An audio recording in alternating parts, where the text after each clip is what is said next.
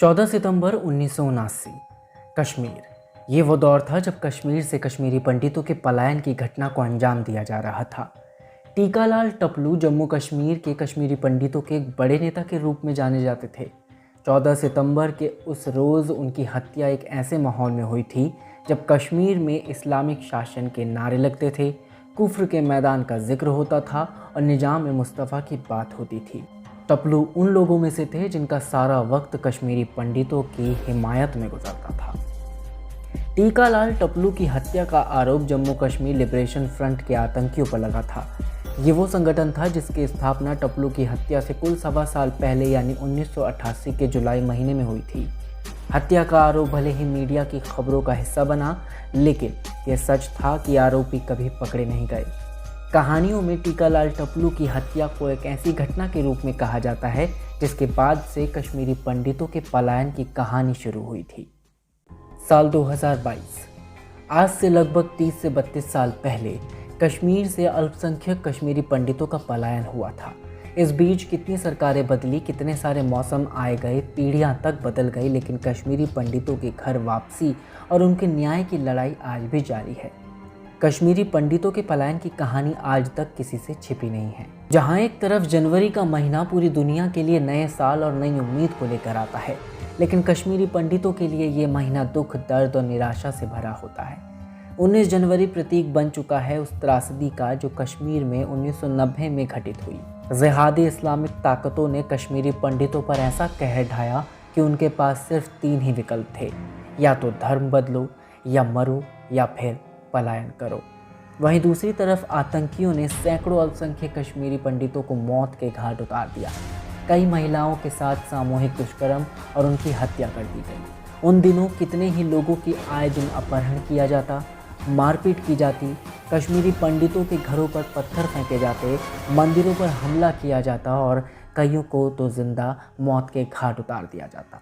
घाटी में उस समय कश्मीरी पंडितों की मदद के लिए कोई सामने नहीं आया, ना तो पुलिस, ना ही प्रशासन और ना ही कोई नेता। साथ ही मानवाधिकार के लोग भी इस दौरान चुप बैठे हुए थे। बस चारों तरफ फैला हुआ था कहर, वो भी बर्बादी का कहर।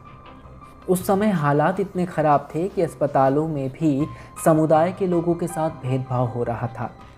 कश्मीरी पंडितों के साथ स्कूल, कॉलेज और उनके दफ्तरों में उनके साथ बदसलूकी की जाती, मानसिक, शारीरिक और सांस्कृतिक रूप से।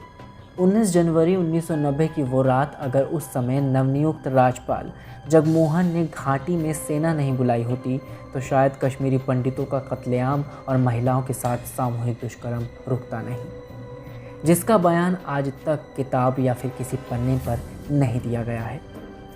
उस रात कश्मीर घाटी में मस्जिदों में लगे लाउडस्पीकर से ये ऐलान किया जा रहा था कि काफिरों को मारो, हमें कश्मीर चाहिए, पंडित महिलाओं के साथ, ना कि पंडित पुरुषों के साथ। यहाँ सिर्फ निज़ाम मुस्तफ़ा चलेगा।